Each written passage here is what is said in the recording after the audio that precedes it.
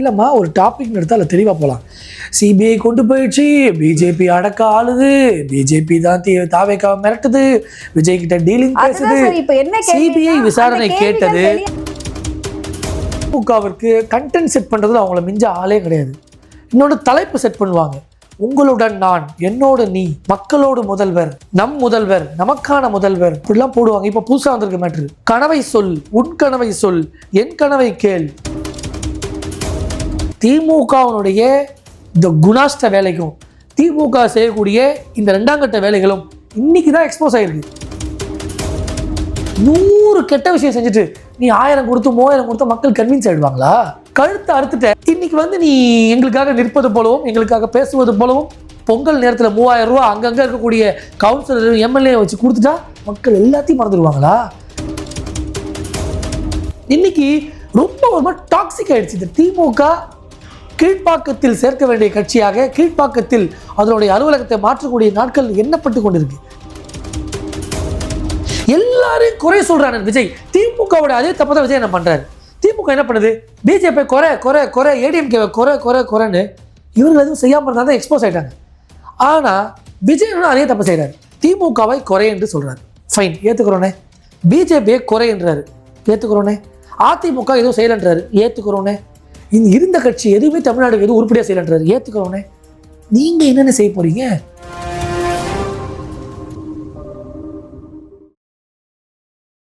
அரசியல் நகர்வு நேயர்களுக்கு வணக்கம். நான் உங்க தீபிகா. இன்று நிகழ்ச்சியின் சிறப்பு விருந்தினர் பாஜகவின் விளையாட்டு மாநில பொறுப்பாளர் மற்றும் வழக்கறிஞர் ஹரிஹரன் ராஜா அவர்கள். வணக்கம் சார்.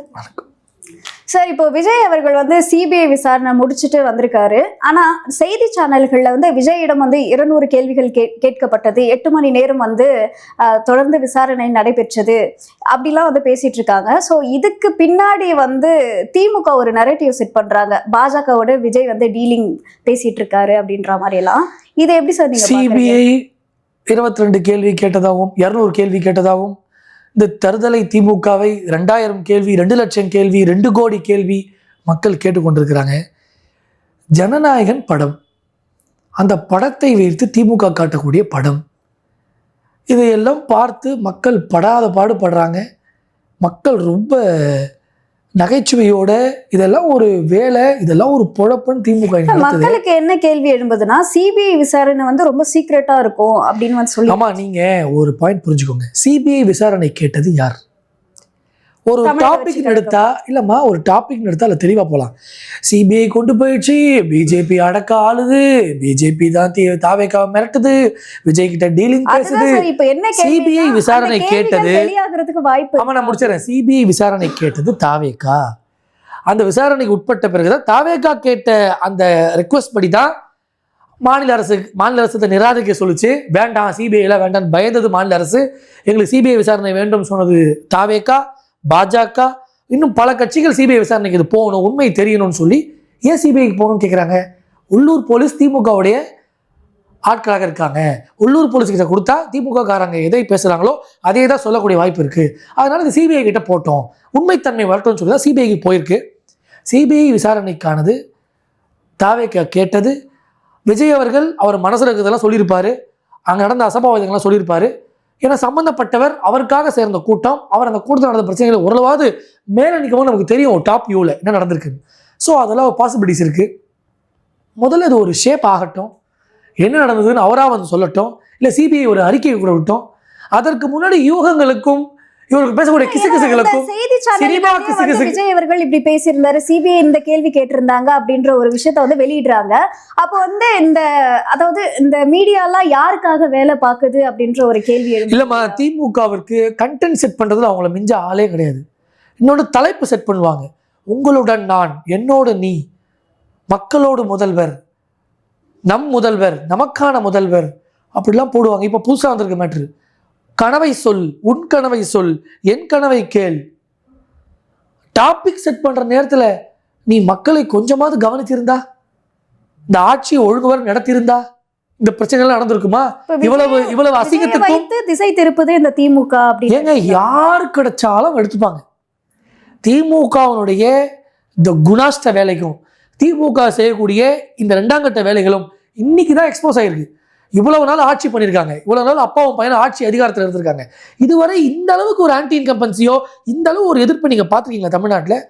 மைக்கை கொண்டு போனா மக்கள்லாம் பயப்படுவாங்க ஒரு காலத்துல, ஐயோ வேண்டாம்ப்பா எதுக்குப்பா. ஒரு காலத்துல காசு கொடுத்தா சரிப்போ, காசு கொடுத்துட்டாங்க ஓட்டு போடு. இந்த நிலைட்டு கூட மாறிடுச்சு. இன்னைக்கு மைக்கை கொண்டு போய் பப்ளிக் பைக் போனீங்கன்னா மக்களே தன்னார்வத்தோட வராங்க. ஸ்டாலின் தான் வந்தாரு, நீச்சல் அடிக்க விட்டாரு, ஒரு அக்கா பசங்க எவ்வளவு வைரல் ஆச்சு பாத்தீங்களா இல்லையா? அவங்க பொதுமக்கள் தான். இன்னொரு அம்மா சொல்றாங்க, சும்மா 1000 ரூபாய் கொடுக்குற மாதிரி கொடுக்குறாங்க, அதை என் வீட்டுக்கார வச்சு ஒயின் ஷாப்ல வாங்கிக்கிறாங்க. இதே ஒரு பொதுமக்கள் சொல்றாங்க, நாங்க வாங்கிப்போம், ஆனா ஓட்டு வந்து ஓட்டு போடுறது நாங்க என்டிஏக்கு போடுவோம், இல்ல விஜய்க்கு போடுவோம், எனிதிங் நீங்க அதை என்ன சொல்லலாம். ஆக நீ செய்யக்கூடிய ஒரு நல்ல விஷயம் கூட மக்களிடையே போய் சென்றடைய மாட்டேங்குது, அது பதிவாக மாட்டேங்குது. காரணம், 100 கெட்ட விஷயம் செஞ்சுட்டு நீ 1000 கொடுத்து 3000 கொடுத்தா மக்கள் கன்வின்ஸ் ஆயிடுவாங்களா? கழுத்தை அறுத்துட்ட. இன்னைக்கு வந்து நீ எங்களுக்காக நிற்பது போலவும் எங்களுக்காக பேசுவது போலவும் பொங்கல் நேரத்தில் 3000 ரூபாய் அங்கங்க இருக்கக்கூடிய கவுன்சிலர் எம்எல்ஏ வச்சு கொடுத்துட்டா மக்கள் எல்லாத்தையும் மறந்துடுவாங்களா? நீ 4 வருஷம் நீ செய்த வேலைகள் எல்லாம் மறந்து போகக்கூடிய அளவுல இருக்காங்க. அது எவ்வளவு டார்ச்சர், எவ்வளவு நமக்கு ஒரு இல்லைங்க, எவ்வளவு ஸ்ட்ரெஸ், எவ்வளவு டார்ச்சர் அனுபவிச்சிருக்கோம் தமிழ்நாடு மக்கள். அதாவது வேதனை அதெல்லாம் விட்டுருங்க, சின்ன சின்ன பிரச்சனைகள், ரோடு சரியில்லை அதெல்லாம் விட்டுருங்களேன். மனதளவில் தமிழ்நாடு மக்கள் பாதிக்கப்பட்டுட்டாங்க. இதுவரை அவன் வேலை செய்யல, நமக்காக அவன் வந்து நிக்கல, நம்ம பிரச்சனைக்கு அவன் தோளோடு தோல் நிற்கல, நம்ம குறைகளை அவன் காது கொடுத்து கேட்கலன்னு எமோஷனலா பேசிட்டு இருந்தோம். இன்னைக்கு ரொம்ப ஒரு மாதிரி டாக்ஸிக் ஆயிடுச்சு. இந்த திமுக கீழ்ப்பாக்கத்தில் சேர்க்க வேண்டிய கட்சியாக கீழ்ப்பாக்கத்தில் அதனுடைய அலுவலகத்தை மாற்றக்கூடிய நாட்கள் எண்ணப்பட்டு கொண்டிருக்கு. எந்த நோக்கத்தில் மக்களை சொல்லி ஏமாற்றி வந்தாங்களோ அந்த நோக்கத்தை இவங்க செய்யல. இன்னைக்கு நோக்கமற்ற திமுக மக்களை நொடிய செய்வதற்கு, மக்களை நொறுங்க செய்திருக்கு. அதாவது முழுமையா செய்யாததுக்கு காரணமே வந்து பாஜக தான். எங்க கிட்ட 100% வரிய வாங்கிக்கிட்டு 29% தான் எங்களுக்கு கொடுக்குறாங்க. அதுக்கான டேட்டா நீங்க சொல்ல முடியுமாமா? அதாவதுமா எல்லாமே ஒரு புரிந்துணர்வுமா, எல்லாமே அண்டர் டேட்டா, எல்லாமே அண்டர் பர்சன்டேஜ். நீங்க நினைக்கிற மாதிரி சும்மா இவ்வளவு வாங்கிட்டு அவ்வளவு கொடுத்தாங்க, எல்லாமே அப் டு டேட்மா. நிதி அமைச்சர் இவர்களுக்கு பாடம் எடுக்காத குறை தான். ஸ்கூல் டீச்சர் போல பாடம் எடுக்கிறாங்க. இன்னொன்னுங்க, புது வருஷம் பிறந்திருக்கு, தேர்தல் வரத்துக்கு ஒரு 3-4 மாசம் தான் இருக்கு. இப்போவாவது கொஞ்சம் எல்லாத்தையும் ஸ்ட்ரிக்ட் பண்ணி சட்ட ஒழுங்குலேருந்து போதை கலாச்சாரத்துலேருந்து எல்லா விதமான சொன்னது இப்பயாவது செஞ்சு ஒரு நாடகமாவது போடணும்ல. ஏன்னா அது நாடகம் கூட தானே இது. அதை செய்ய கூட தயங்குறாங்க, அதை செய்ய கூட யோசிக்கிறாங்க. ஜனவரி மாதம் பிறந்து எத்தனை நாள் இருக்கு சொல்லுங்க? இன்னைக்கு 20 நாள் ஆயிடுச்சு. 20 நாளில் 20 கொலை, சாரி 2 கொலைகள், 20 கடத்தல்கள், இப்படி ஒரு கலவர ஆட்சியாக இந்த ஆட்சி நடந்து கொண்டிருக்கு தமிழ்நாட்டில். இதை ஏற்றுக்கொண்டு நம்ம சைலண்டா போக அப்போ திமுகவே வந்து 2026 வர முடியாதுன்னு நினைக்கிறதுனால தான் இந்த விஷயங்கள் கூட இல்லைங்க. அவங்க ஒரு மைண்ட் செட்டுக்கு வந்துட்டாங்க. ரொம்ப ஆடிட்டோம், ரொம்ப ஏமாத்திட்டோம், ரொம்ப ஊழல் பண்ணிட்டோம், ரொம்ப மக்களை காயப்படுத்திட்டோம், ரொம்ப திருட்டு பண்ணிட்டோம், ரொம்ப உருட்டிட்டோம், இப்படி எல்லாமே ரொம்ப பண்ணிட்டு இன்னைக்கு வந்து நமக்காக நிற்பது போல இவர்கள் நடித்தால் அதை ஏற்கக்கூடிய சூழ்நிலை இருக்கா? இன்னைக்கு அப்படி முடியாது இல்லைங்க. ஏற்பவர்கள் ஏற்றுக்கொண்டே இருப்பாங்க, எதிர்ப்பவர்கள் ஏற்றுக்கொண்டே இருப்பாங்க என்ற நரேட்டிவ்ல இவங்க இருந்தாங்க. இன்னைக்கு எதிர்க்கிற கூட்டம் தமிழ்நாட்டில் அதிகமாயிருச்சு, இவர்களை ஏற்கிற கூட்டம் தமிழ்நாட்டில் இல்லை அப்படின்றதான உண்மை. இன்னைக்கு யங்ஸ்டர்ஸ் கிட்ட திமுக இருக்க மரியாதை என்ன?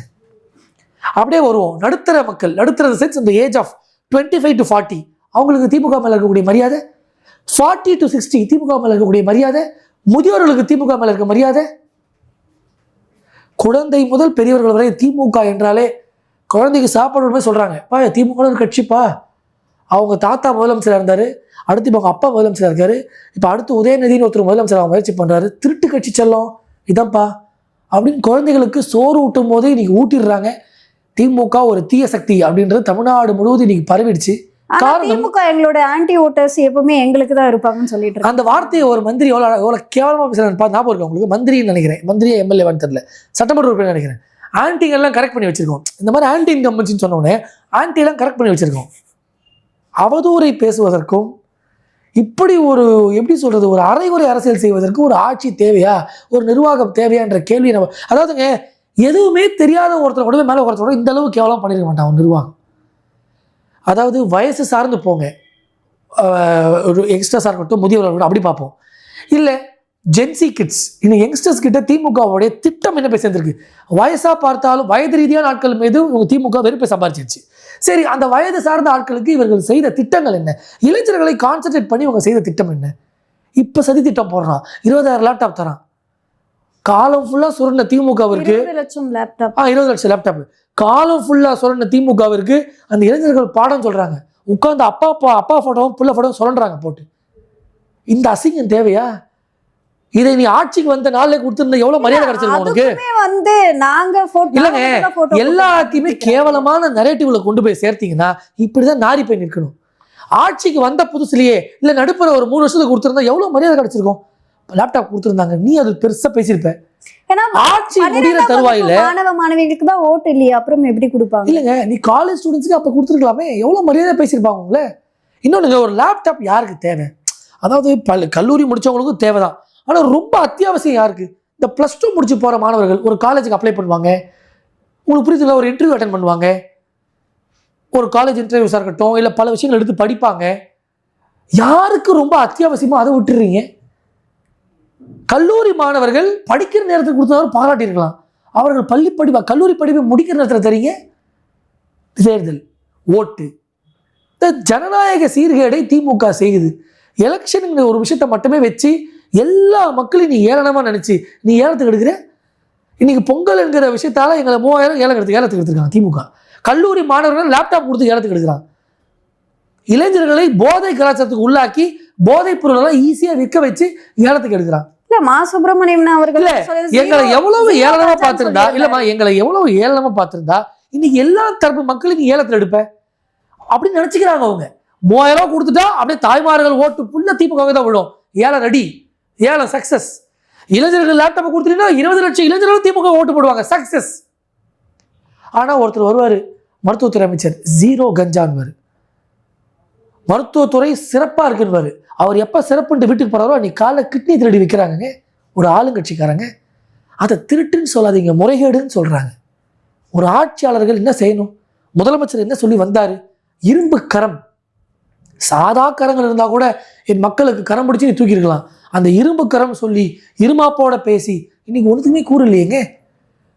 நீங்க எலெக்ஷன் வருவோம், ஒரு எலெக்ஷன்ல ஒரு பார்ட்டி கண்டெஸ்ட் பண்ணுது, அது பிஜேபியோ நாம் தமிழரோ அதிமுகவோ திமுகவோ தாவேக்காவோ. ஒரு கட்சி எலெக்ஷனில் நிற்கணும்னா என்னென்னலாம் சொல்லணும், என்னென்ன அஜெண்டாஸ்லாம் செட் பண்ணணும், என்னென்ன மேனிஃபெஸ்டோ சொல்லி வந்து நம்ம எலெக்ஷனில் நிற்கணும். இப்போ என்டிஏ கூட்டணி, அதிமுக போன முறை ஆட்சியில் இருந்துச்சு. எடப்பாடி ஐயா பரவாயில்ல, எவ்வளவோ பரவாயில்ல, அந்த வார்த்தை நீங்க கேள்விப்பட்டிருக்கீங்களா இல்லையா? ஃப்ராங்கா பேசுவோம். நிறைய பேர் சொல்றாங்க எடப்பாடி ஐயா எவ்வளவோ பரவாயில்ல அப்படின்ற வார்த்தை தமிழ்நாடு முழுவதும் இன்னைக்கு வந்து கொண்டு இருக்கு.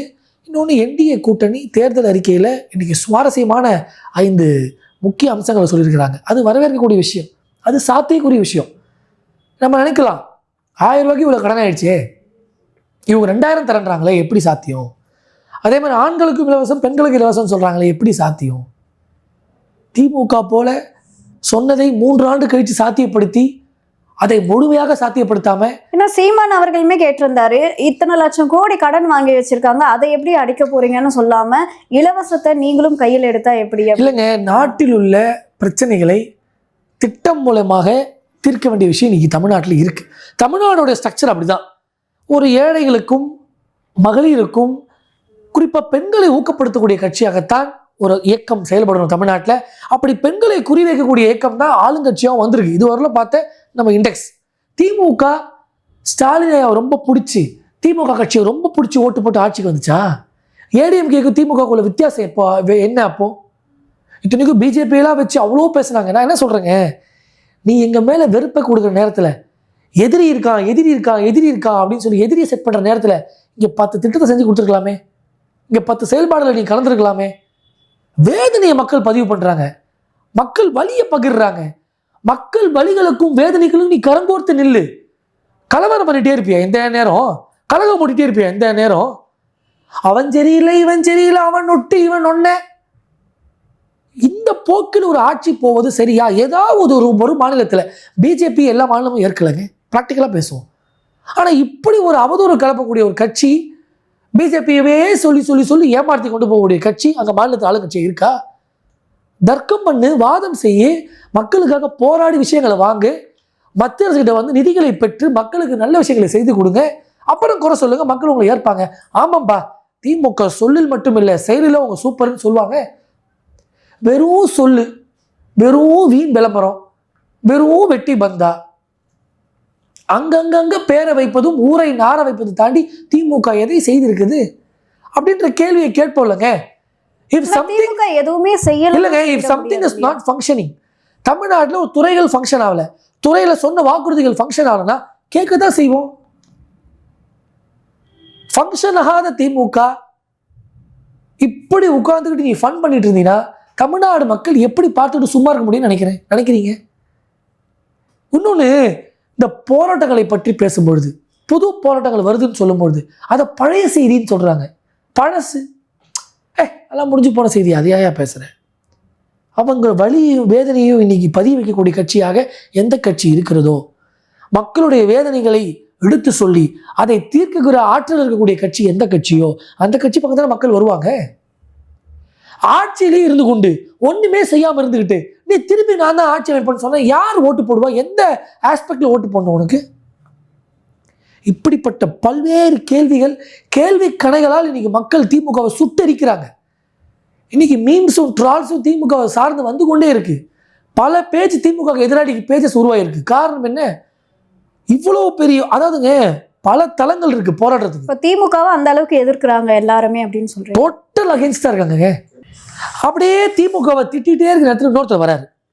அவர் தான் ஜென்சி கிட்ஸினுடைய நம்பிக்கை நட்சத்திரம். அவரே சொல்லிக்கிறார், நாங்களாம் கிழவ போல. ஜென்சி கிட்டுக்காக அண்ணன் செய்வது என்ன? யாரு? விஜய் அவர்கள். தியேட்டரில் அவர் துறையை மட்டும் கான்சென்ட்ரேட் பண்ணுவோம். தியேட்டரில் டிக்கெட் விற்கப்படும், அண்ணன் விஜய் படத்தை பார்க்கப்படும், இதான கான்செப்ட். அந்த தியேட்டர் டிக்கெட்டை ஒரு நாளா 190 ரூபாய்க்கு வாங்கி பார்த்துருப்போமா நம்ம? சொல்லு, நீங்க மனசாட்சியோட சொல்லணும். ஆனா அது தியேட்டர் நிர்வாகம் தான் வந்து அது என்ன விஷயம்ன்றது. ஒரு நடிகர் சம்பளம் வாங்கி வீட்டுக்கு போறது அவங்க வேலையா? சம்பளம் வாங்கிட்டு 4 வசனம் பேசிட்டு 2 புரட்சிகர கருத்தை பேசிட்டு இருக்கவங்கள உசுமேத்தி விட்டு போறது அவங்க வேலையா? பாலபிஷேகம் செய்வதும் அந்த கட் அவுட் மேல ஏறி நின்று எவ்வளவு பேர் இறந்துருக்காங்க. அந்த இறந்த குடும்பத்துக்கு அந்த விஜய் செய்தது என்ன? அரசுமே வந்து சினித்துறையில இந்த மாதிரி நடந்துகிட்டு இருக்குன்னு அவங்களுமே இல்லைங்க, அது நடக்குது. நாங்க வந்து முழுமையா தடுக்க நினைக்கிறோம். நீ மக்கள் மேல காதல் உள்ளவனாச்சே, நீ மக்கள் மீது அக்கறை உள்ளவராச்சே. எந்த தியேட்டர்ல எவ்வளவுக்கு விற்கிறாங்க அப்படின்றது இல்லைங்க, அது கரெக்டுங்க. ரசிகர்களுக்கு என்ன வேண்டுகோள் சொல்லணும்? படத்தை பொறுமையா பாருங்க, தியேட்டர் விட்டு போறது இல்லை. ஏன் நீங்க தேவையில்லாம காசு கொடுத்து வாங்குறீங்க டிக்கெட்டை? ஏன் எனக்கு பாலபிஷேகம் செய்யறேன்னு சொல்லி கீழே வந்து இறந்து போறீங்க? உங்க குடும்பத்தை யார் பாக்குறது அப்படின்ற ஒரு கேள்வியை ஒரு தலைமைத்துவம் உள்ளவங்க கேட்பாங்களா மாட்டாங்க. என்னால நாட்டு மக்கள் வருந்துவதை பார்த்து தான் விஜயன் அரசியல் வந்திருக்காரு. கரெக்டா? நாட்டு மக்களுக்கு நன்றி கடன் சொல்லதான் விஜய் வந்திருக்காரு. கரெக்டா? உன் தொண்டன், உன் ஃபேன், அவனுக்கு ஒரு பாதிப்பு நீ நின்றுக்கணும்ல. அவனுடைய வாழ்க்கை தரத்தை உயர்த்தலாம் பரவாயில்ல, இருக்கிறத விட்டு கீழே போறதுக்கு நீ விட்டுக்கூடாதுல்ல. அடித்தளத்தில் எதுவுமே செய்யாத விஜய் ஆட்சி அமைப்பு சொல்லி வரும்போது அது ஏற்கக்கூடிய மனநிலை மக்களா இருக்கா? இன்னொன்னுங்க, யங்ஸ்டர்ஸ்க்கு ஒரு வேண்டுகோள். நல்லா டான்ஸ் ஆடுறாரு, is a good singer, is having a good hair style. இந்த தகுதிகளை வைத்து மட்டும் திமுக 2 திட்டு, பிஜேபி 2 திட்டு. நிஜமா சொல்றேன், இதுவரை நம்ம ஏமாந்ததுனால்தான் இன்னைக்கு திமுக திரை கவர்ச்சி தான் மெயின். நான் என்ன சொல்றேன், திமுக எதை வச்சு ஆட்சி கொண்டு வந்தோம்? பிஜேபி திட்டி, ஏடிஎம்கே திட்டி ஒருத்தர் கவர்மெண்ட் ஃபார்ம் பண்ணாரு, அவர் நட்சத்திர ஆட்சி பண்றாரு. இன்னைக்கு அதே நரேட்டிவை கொண்டு வந்து ஒருத்தர் பிஜேபி திட்டி திமுக திட்டி நான் முதலமைச்சர் ஆகணும்னு சொல்றாரு. இவரை ஏற்க முடியுமா? இன்னொன்னுங்க, தேர்தல் அறிக்கை வந்தாதான் மக்களுக்கு என்ன செய்ய போறோன்னே இருக்கும், பார்த்து படிச்சுக்கோங்க அப்படின்றாரு ஒரு தலைவர். எங்க ரத்தத்துல ஊறி இருக்க வேண்டாம்? அப்படியே வெகுண்டெழுந்து பேச வேண்டாம்? நீங்க நல்ல ஒரு நீ நல்ல ஸ்பீக்கர் சொல்லல, இந்த விஷயங்கள் இடம்பெறும் அப்படின்ற இல்லங்க, அதெல்லாம் ரைட்டுங்க. மக்கள் சார்ந்த குறைகளுக்கும் இன்னல்களுக்கும் அண்ணன் விஜய் அவர்கள் வந்து நின்று தோளோட தோல்ன்றது எந்த இடத்துல? நீங்க ஏன் அங்க வரல, நீங்க ஏன் உதவி பண்ணல, நீங்க ஏன் இந்த மக்களுக்காக பேசல, நீங்க ஏன் குரல் கொடுக்கலன்னு கேட்டா எனக்கு பர்மிஷன் இல்லைன்னு சொல்லிடுறாரு. இவர் பர்மிட் வாங்குறதுக்காக நின்றுட்டு இருக்காங்க. இங்க மக்கள் நம்ம என்னவா இருக்கோம்? இன்னைக்கு நம்மெல்லாம் யோசனைக்குள்ளா இருக்கோம். நம்ம எல்லாம் இன்னைக்கு பெரிய அளவில் ஒரு விரக்தியில மக்கள்லாம் நடமாடி கொண்டு இருக்கோம். தோளோட தோல் நிற்க வேண்டாம்? எம்ஜிஆர் ஐயாவை விட பெரிய பர்சனாலிட்டியா நீங்க? எம்ஜிஆர் ஐயாவை விட பெரிய மக்கள் செல்வாக்கு உள்ளவரா நீங்க? எம்ஜிஆர் ஐயா பல போட்டோ நீங்க பார்த்துருப்பீங்க. வயசான பாட்டிங்கெல்லாம் அவரை வந்து கட்டி அணைப்பாங்க. அவருக்கு இருக்கிற ஃபேமை விட உங்களுக்கு பெரிய ஃபேமாங்க. இன்னைக்கும் பல ஊர்ல போய் எம்ஜிஆர் ஐயா இறந்துட்டாங்கன்னு சொன்னா அடிப்பாங்க நம்மள. அப்படிப்பட்ட டைஹார்ட் ஃபேன்ஸ் இன்னைக்கும் இருக்காங்க. களத்துல வந்து ஏங்க பேசலன்னு சொன்னா கல்லூரி மங்கன் போல பேசிக்கொண்டு நம்மளை கலங்கடிப்பதற்கு எனக்கு விஜய் அவர்கள் தேவையா? ஒரே ஒரு 4 மீட்டிங் போடுறாரு, அதுல 3வது மீட்டிங்ல ஒரு 41 பேர் இறந்து போறாங்க. அதை வைத்து எவ்வளவுக்கு எவ்வளவு மார்க்கெட்டிங் பண்ணுமோ அவ்வளவுக்கு எவ்வளவு தாவேகா மார்க்கெட்டிங் பண்ணுது. இல்ல தாவேக்கா பண்ணல, அதை வச்சுதான் மற்ற கட்சி எதிர்கட்சி அந்த வலிகளோடு கூட ஏன்னா நிக்கல, ஆளுங்கட்சி பாதுகாப்பு சரியா கொடுக்கல, மத்திய அரசு அதை கவனிக்கல, எல்லாம் ரைட்டு. அண்ணே உங்கள் பங்களிப்பு அதுல என்னன்னு? குடும்பங்களை தத்தெடுத்திருக்காரு. என்ன தத்தெடுக்கிறது? பெத்தெடுத்தவன் ஒருத்தன், பெத்தெடுத்தவங்களுக்கு குழந்தை இல்லைன்னு அவங்க வேதனைப்பட்டு இருக்காங்க. நீங்க தத்தெடுத்து என்ன பண்ண போறீங்க? தமிழ்நாட்டை தத்தெடுப்பேன் என்று சொல்லி வந்தான் விஜய் அவர்கள். தமிழ்நாடு பிரச்சனை சார்ந்து பேசுறது இல்லைங்க. இதுவரை தமிழ்நாடு பெரிய அளவில் பிரச்சனைகளை கண்டிருக்கு. அப்பெல்லாம் விஜய் அவர்கள் எங்க கண்டுக்காம போனவருங்க அவரு. இன்னைக்கு ஒரு திரை வெளிச்சம், இன்னைக்கு ஒரு பெரிய பப்ளிசிட்டி உள்ள நபர் வராருன்றதுனால அவர் ஏற்கனவே நீங்க சொல்ற அந்த அந்த ஒரு நரேட்டிவை நம்ம ஏத்துக்க முடியுமா? இல்ல 2008 ஈழத்தமிழர்களுக்காக வந்து ஏங்க 2008, 2004, 2016 அன்றாட பிரச்சனைகள், அன்றாட சூழ்நிலைகள். நான் என்ன சொல்றேன், 250 கோடி சம்பளம் பெருமை பீத்துறீங்கல்ல, அந்த 250 கோடி விட்டு சொல்றீங்கல்ல, ஒரு 100 கோடி ஏழை மக்களுக்கு கொடு. அதாவது கொரோனா நேரத்தில் இல்லம்மா, எவ்வளவு கொடுத்தாரு? புயல் வந்து எவ்வளவு கொடுத்தாரு? 5 லட்சம் கொடுத்ததா வந்து சொல்லப்படுது. அப்ப மிச்சம் அப்புறம் 2 கோடியும் வந்து வெள்ளம் வந்தப்போ 250 கோடி வாங்குறது 2 கோடி ஒரு பெரிய விஷயமாங்க. 2%ங்க அது. இல்லையா? இல்லங்க ஒரு மழை வருது, வெள்ளம் வருது, அரசாங்கம் பார்த்துக்குது, ரைட்டு. ஒரு தனிநபரை கேட்க கூடாதுங்க நீங்க, நியாயம். 250 கோடி என்னால ரெவன்யூ ஜென்ரேட் பண்றேன். நான் உயிருக்கு போராடி கொண்டிருக்கேன். கொரோனா நேரத்துல இப்ப பேசி கொண்டிருக்கவங்க கூட நாளைக்கு உயிரோட இருக்கோமா தெரியாத அளவுக்கு இருந்துச்சு அந்த நாள்ல. கரெக்டா இல்லையா? என்னையா உன் பங்கு? ஒரு சானிடரி நாப்கின், ஐ மீன் ஒரு மாஸ்க் கொடுத்தியா? இல்ல பெண்கள் பிரச்சனைகள் இருந்தாங்க அவங்களுக்கு ஏதாவது உதவி பண்ணியா? விஜய் என்ன நினைச்சிருந்தாருன்னா அவர் தெருவில் இருக்கக்கூடிய வாசிகளுக்கு ஏதாவது உதவி பண்ணியிருப்பாரு கூட இல்லைங்க. ஆனா அப்படிப்பட்ட ஒரு நபரை முதலமைச்சர் ஆகணும்னு சொல்லி நீங்க அங்கங்க பேச்சுவார்த்தை நடக்குது, அங்கங்க ஃபேன் நடக்கிறாங்க, ஃபேன்ஸ் நடந்துட்டே இருக்காங்க. விஜய் வரணும், விஜய் வரணும், விஜய் வரணும். ஏய், நீ வறுமையில் இருக்கும் போதோ, நீ வருத்தத்தில் இருக்கும் போதோ, நீ வேதனையில் இருக்கும்போது விஜய் உன் கூட இருந்தாராயா? உனக்காக பேசியிருப்பாராயா? எல்லாரையும் குறை சொல்றானு விஜய். திமுகவோட அதே தப்பு தான் விஜய் என்ன பண்றாரு. திமுக என்ன பண்ணுது? பிஜேபி குறை குறை குறை, ஏடிஎம்கே குறை குறை குறைன்னு இவர்கள் எதுவும் செய்யாமல் இருந்தால் தான் எக்ஸ்போஸ் ஆயிட்டாங்க. ஆனா விஜய் அதே தப்பு செய்யறாரு. திமுகவை குறை என்று சொல்றாரு, ஃபைன், ஏத்துக்கிறோனே. பிஜேபியை குறை என்றாரு, ஏத்துக்கிறோனே. அதிமுக எதுவும் செய்யலன்றாரு, ஏத்துக்கிறோனே. இருந்த கட்சி எதுவுமே தமிழ்நாடுக்கு எதுவும் உருப்படியா செய்யலன்றாரு, ஏத்துக்கிறோனே. நீங்க என்னென்ன செய்ய போறீங்க? அல்லது நீங்க என்னென்ன செஞ்சீங்க? வந்த பிறகுதானே இல்லைங்க, என்னை போன்ற உங்களை போன்ற ஒரு நார்மல் மிடில் கிளாஸ் ஃபேமிலியா இருந்தா நம்ம இதெல்லாம் பேசலாம். ஏங்க என்னங்க என் சக்திக்கு முடிஞ்சதை செய்ய முடியுங்க. விஜய் அப்படி கிடையாது. பெரிய பொருளாதாரம், ஏன் ஒரு ட்ரஸ்ட் ஆரம்பிச்சு மக்களுக்கு உதவி இருக்கலாமே, ஒரு ட்ரஸ்ட் ஆரம்பிச்சு பெண்களை முன்னேற்றிருக்கலாமே, ஒரு பர்டிகுலர் செக்டர் எடுத்து டெவலப் பண்ணிருக்கலாமே. கட்சி ஆரம்பிக்க போறன்ற எண்ணம் வந்தவுடன் 3 ஆண்டுகள் மாணவர்களை கூப்பிடுறது, கொலுசு கொடுக்கறது, மோதிரம் கொடுக்கறது, 2 வார்த்தை பேசுறது, வேணுமனே அரசியல் பேசுவாங்கன்னு தெரிஞ்ச இடத்துல என்ன பெரிய நீங்க என்ன அப்படியே பன்முகத்தன்மை கொண்டவரா நீங்க? திரையில் நடித்த அண்ணன் விஜய் அவர்களை பார்த்தோம், ரசித்தோம். அதே அண்ணன் விஜய் அவர்கள் தரையில நடிக்கிறாரு, அதை ஏற்க முடியலைங்க எங்களால. அதை எதிர்க்கிற பாணியில் பேசினால் அவதூறை தெளிக்கிறாங்க. புதுசா ஒருத்தர் வராரு, அவரையே நோன்றீங்க நீங்க. ஆக மொத்தத்தில் அண்ணன் விஜய் அவர்களை பற்றி பேசினால் தூக்கம் வருது. ஏன்னு சொல்லுங்க? உங்களுக்கு தூக்கம் வருது இப்போ, ஏன்னு சொல்லுங்க? ஏன்னா விஜய் என்ன வீட்டில் தூங்கிட்டு இருக்காரு. தூங்கக்கூடிய தலைவரை கொண்டு வந்து நீ முதலமைச்சர் ஆக்கிடணும், நாளைக்கு அந்த சேர் அவருக்கு தான். இந்த பக்கம் ஒருத்தர் ஐயா ஸ்டாலின் மக்கள் எல்லாம் பிச்சைக்காரன் ஆகிட்டு வெள்ளிச்சேரில் உட்கார்றாரு. ஆக இப்படி வெள்ளிச்சேரில் உட்கார ஒரு கட்சியும் சில்லித்தனமாக செய்யக்கூடிய கட்சியும் நீங்கள் சிலாகித்து பேசுவது சரியா அப்படின்ற கேள்வியை தான் நாங்கள் உள்ளுக்கு கொண்டு வரோம். அண்ணன் விஜய் அவர்கள் சரிங்க, லாஸ்ட் பட் நாட் லீஸ்ட் நான் ஒரு கருத்து கேட்குறேன், இதுக்கு நீங்கள் பதில் சொல்லணும். சிஎம் நான் முதலமைச்சராக வருவேன், அதிகாரத்தோடு வருவேன், உங்களுக்கு அக்கறையோட செய்வேன்றாரு. சப்போஸ் ஐயா கமலஹாசன் போல ஒரு சூழ்நிலை உருவாகுது, 2026 தேர்தலில் தோற்கக்கூடிய சூழ்நிலை உருவாகுது. விஜய் நிற்பார் நினைக்கிறீங்க? விஜய் கர்ஜிப்பார் நினைக்கிறீங்க? விஜய் நமக்காக பேசுவார் நினைக்கிறீங்க? விஜய் நமக்காக குரல் கொடுப்பார் நினைக்கிறீங்க? எல்லாத்தையும் நினைக்க வேண்டியதான் கடைசி வரும் நம்ம. அப்ப கமல் அவர்கள் போலவே இவரும் வந்து ஏதாவது ஒரு கட்சியில, ஐயோ அவராவது கட்சின்னு சேர்ந்து எம்பி ஆகக்கூடிய வேலையா நடந்துச்சு, இவர் நட்டாத்துல விட்டு போயிடுவார். கட்சி கலைக்கக்கூடிய வேலையா விஜய் என்ன செய்வார்?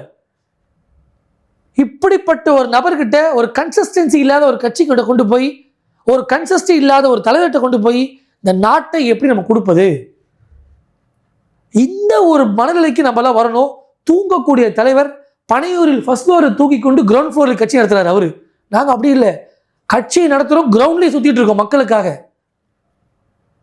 யார் தேவைன்றதை மக்கள் தான் முடிவு பண்ணணும். அவதூறை தெளிப்பதற்கு நாங்கள் இல்லை, மக்களுக்கு நாங்கள் அட்வைஸ் பண்ணுறோம். we are giving a tips. ஏற்கனவே ஒரு உதவாக்கரையை நம்பி நம்ம உதவா போய் நிற்கிறோம், உதவாங்கி நிற்கிறோம். கரெக்டா இல்லையா? இப்போ திருப்பி ஒரு ஆள் வராரு. இதை நம்ம யோசிச்சு தான் செயல்படணும். பார்த்து உஷாராக இருக்கணும். போய் நேரில் பாருங்க, அவரை பார்த்து கை தட்டுங்க, உற்சாகமாக இருங்க, தவறு இல்லை. வாக்கு உரிமை என்பது பெரிய ஒரு ஜனநாயக விஷயங்க. அது அதை கொண்டு போய் அண்ணா ஒரு கருத்து சொல்லியிருப்பாரு, ஒரு சில ரொட்டி துண்டுகள் வித்துறாதீங்க அந்த வாக்குரிமையை, அது பெரிய ஒரு நமக்கான ஒரு உரிமை. அது அதை நான் இங்கேயும் பதிவு பண்ணுறேன். தாவேக்காவை கண்மூடித்தனமாக பார்க்க வேண்டாம். கண்மூடி தூக்கி கொண்டிருக்கும் தாவேக்காவை கண்மூடித்தனமாக யோசிக்காமல் போய் வாக்களித்து தமிழ்நாடு மேலும் மேலும் பின்னுக்கு போய் மேலும் மேலும் சீரழியக்கூடாது அப்படின்ற நல்லெண்ணத்தின் அடிப்படையில் சின்ன சின்ன இஷ்யூஸ் கூட வெளியே வராத தலைவர் விஜய் அவர்கள் தமிழ்நாட்டு பிரச்சனை எவ்வளோ பிரச்சனை நடக்குங்க, அதற்கெல்லாம் வெளியே வந்து பேசவும் மாட்டாரு, பார்க்கவும் மாட்டாரு. பர்மிஷனுக்காகவே காத்து கொண்டு நிற்பாரு. அந்த பர்மிஷனை அவர் கொடுத்து விட்டால் நமக்கு ஒருபோதும் ப்ரமோஷன் கிடைக்காது என்பதை என்னோட கருத்து. உங்களோட நேரத்தை ஒதுக்கி பல்வேறு கேள்விக்கு விளக்கம் அளிச்சிருக்கீங்க, அதற்கு நன்றி.